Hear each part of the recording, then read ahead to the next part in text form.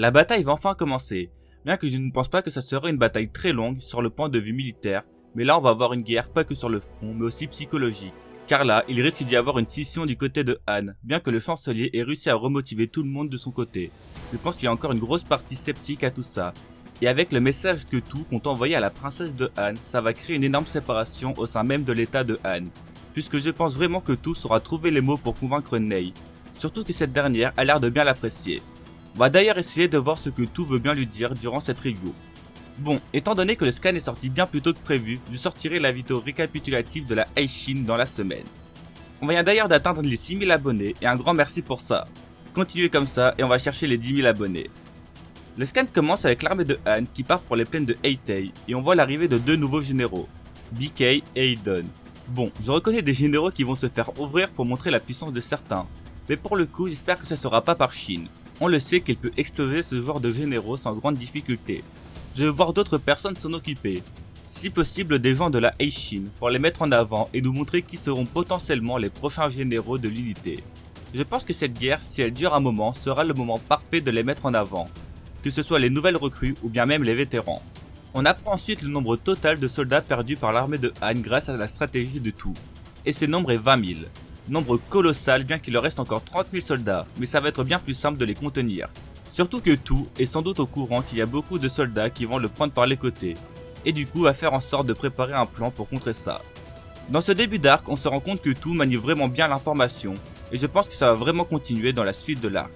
Il va réussir à anticiper ce que Han veut faire et ne va pas se laisser surprendre par le surnombre qui va arriver. Bien que Han soit vraiment confiant avec Kaku Ukoku qui dit que même à nombre égal, ils gagneront. Ces propos sont appuyés par le chancelier qui rajouta que l'armée de Han est bien plus forte que celle de Qin. Et là je pense qu'il se voit vraiment trop fort. Certes, le soldat moyen de Han doit être plus fort que celui de Qin, étant donné qu'une bonne partie de l'armée de Qin est constituée de nouveaux soldats n'ayant jamais fait de guerre. Mais déjà, ils ont eu un petit moment pour bien s'entraîner, chose qu'il ne faut pas sous-estimer. Et pour moi, les vétérans de Qin sont bien plus forts que Han, et c'est là que tout va se jouer. Les soldats d'élite de tout sont vraiment puissants, et même les grosses têtes de l'armée de Qin, c'est le haut niveau, que ce soit Tu, Shin, Kyukai ou même Rukumi, ça va être très dur à faire tomber, même pour les meilleurs généraux de Han. Et même en termes de stratégie, je pense vraiment que tout va leur infliger une véritable leçon. Puis on voit le roi de Han officiellement lancer les hostilités en ordonnant à ses généraux de lui ramener la tête de tout. On voit au même moment la princesse penser à tout et ses paroles qu'il lui avait destinées. On sent qu'elle a une certaine attache envers lui et que si tout veut réussir à faire passer des messages à la cour royale, ça sera par son intermédiaire. Ça tombe bien car on se rend compte à la fin du scan que c'est justement son objectif. Puis là on arrive vraiment dans la partie intéressante du chapitre. Un émissaire de Nanyu arrive à la cour royale de l'état. Il se nomme Jusei. Et on peut voir que tout le monde est choqué de ce qui est en train de se passer, car il ne pensait pas qu'il soit en aussi bon état. Mais le moment qui choqua vraiment toute la salle se fait juste après. Au moment où il expliqua ce qui s'était réellement passé dans la ville de Nanyu. Tous les habitants de la ville sont en parfait état et continuent à vivre leur vie comme avant. Tout le monde continue à pratiquer son métier. C'est devenu une utopie pacifique où Han et Qin coexistent et non une domination totale de Qin. Même Ryuan est toujours en vie et bien qu'il ne soit plus gouverneur, il continue de porter sa couronne et est à la tête de la ville avec le gouverneur de Qin. Il n'y a eu aucune confiscation des biens et tous les rangs officiels sont restés les mêmes. Puis il continua de parler en vantant les mérites de Nanyu. Même s'il comprend que personne ne le croit car il faut le voir de ses propres yeux. C'est pourquoi Nanyu a invité des délégations des châteaux environnants pour observer et inspecter, et c'est pour ça que Han a perdu 20 000 soldats qui de base devaient venir les aider. Qin n'a même pas demandé à ce qu'ils se rendent, mais juste de réduire ou d'arrêter leur déploiement de troupes, autant que possible pour l'avenir de chaque château. Chose qu'ils ont accepté après avoir vu l'utopie qui est devenue Nanyu.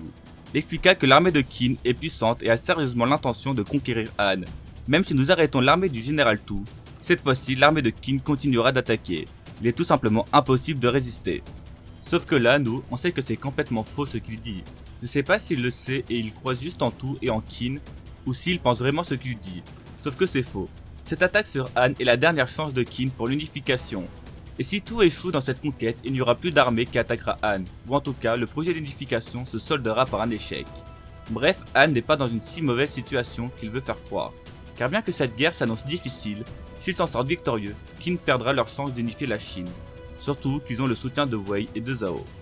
Il proposa même à Shin-Tae de se rendre pour qu'il n'y ait aucune effusion de sang, et que tout le monde continue de vivre tout en conservant leurs biens et leur statut, sinon du sang sera versé inutilement. Bon, je salue son audace, mais c'était sûr que ça allait pas être aussi simple que ça, et il se fit attraper par le chancelier de Han qui lui fit vite fermer sa bouche. On peut voir qu'il est tellement déçu de Josei, qui fut autrefois salué comme un homme sage servant habilement cette cour pour au final se faire manipuler par les plans de Qin, et répand maintenant des mensonges et calomnies. On se rend vraiment compte que le chancelier est très intelligent et ne se laisse pas avoir par la stratégie de Qin. Il expliqua que ce n'était qu'une illusion de tout. Ce n'est pas parce qu'à Nanyue ça s'est bien passé que ça sera le cas une fois qu'ils auront obtenu ce qu'ils voulaient. Et d'après lui, tout n'a aucune intention de construire un pays pacifique. Et en soi, il n'a pas totalement tort. Car certes, tout veut créer un pays pacifique entre Han et Qin, mais bien qu'ils soient pacifiques entre eux, ça ne sera pas du tout le cas envers les autres États. Et pour justement faire tomber les autres États, il va falloir enrôler les soldats de Han, et peut-être même des civils, si jamais ils emploient la même méthode que Shuai Kun a employée pour cette guerre. Étant donné qu'ils seront considérés comme des citoyens de Qin, il y a de grandes chances que ça arrive. Après, il se peut que non, étant donné que là c'était vraiment en cas de dernier recours, donc il faudra voir comment Shuai Kun essaye qu'on gérer tout ça. Mais ce qui est sûr, c'est que l'armée de Han devra faire partie de celle de Qin, non loin d'être un état pacifique, même si le but est qu'à terme tous les états soient unifiés pour créer ce grand pays pacifique. Il continue ensuite en disant que c'est qu'une stratégie de tout pour gagner sans se battre, et là il explique un truc vraiment important. Qin a été vaincu 2 fois par Zhao, perdant à la fois des hommes et des ressources.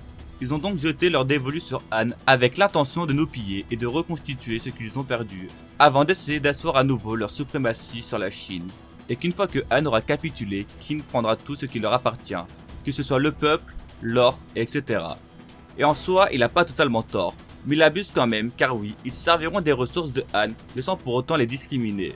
Mais bon, c'est totalement logique qu'il ne veuille pas que son état soit pris. Il finit son discours en motivant une dernière fois tous les hommes présents, afin d'évincer les doutes de tous ceux ayant cru aux paroles de Josei. Shintei ne tombera pas.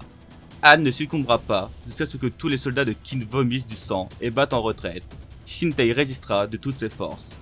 Il décida cependant de ne pas exécuter Josei, au vu de tout ce qu'il a fait pour Han dans le passé. Mais alors qu'on pensait que le plan de tout était juste de tenir au courant tout le monde de ce qui s'est passé à Nanyue, en fait pas du tout. Ce qu'il voulait absolument, c'était de faire passer un message à la princesse de Han. Maintenant, il faut essayer de deviner ce que tout va bien lui dire. Déjà, ce qui est sûr, c'est que c'est la personne influente à Han la plus simple à faire changer d'avis, car elle a montré à plusieurs reprises son envie de se soucier du bien-être des habitants de Han. Et si une guerre peut être évitée, elle fera tout pour que ça le soit. Puis elle a l'air d'être tombée sous le charme de tout. En tout cas, elle a l'air de vraiment bien le tenir en estime. Je pense qu'il va lui parler de Kankishi, et je sais que beaucoup avaient pensé au début de l'arc que Nei finirait par être marié, et en vrai ça pourrait être intéressant, qu'un mariage diplomatique ait lieu dans Kingdom. Je pense que c'est une piste qu'il faut vraiment creuser. Je pense que la guerre va bien avoir lieu, car peu importe les paroles de tout, j'ai du mal à voir comment l'annuler. En tout cas, pas directement. Il risque d'y avoir une grosse scission à la cour de Han, si la princesse écoute les paroles de tout. Et de l'autre côté, il y aura la faction du chancelier, qui eux voudront se battre coûte que coûte, et ça va être très intéressant de voir les deux camps s'opposer. Et je me demande d'ailleurs si le roi de Han va avoir une utilité durant cet arc, car c'est lui qui a le dernier mot au vu de son statut. Mais il ne fait rien, il suit juste ce que dit son chancelier, sans vraiment avoir de réflexion. C'est une marionnette qui se fait manipuler, assez vide. Et je me demande s'il pourrait justement pas devenir intéressant, et finir par se faire convaincre par Nei. Et d'ici la fin de l'arc, en fonction de comment tout ça se termine, ça m'étonnerait pas de voir certains soldats et hauts fonctionnaires quitter leur état après la reddition face à Qin pour se rendre à Zhao ou à Wei afin de combattre leur ancien état. Encore une fois, beaucoup de choses intéressantes dans le chapitre et je vous laisse me dire en commentaire ce que vous en avez pensé de tout ça. Like la vidéo comme d'habitude et abonne-toi si c'est pas déjà fait. On se revoit dans la semaine pour la vidéo sur la Eishin. Sur ce, bonne journée et vive Kingdom.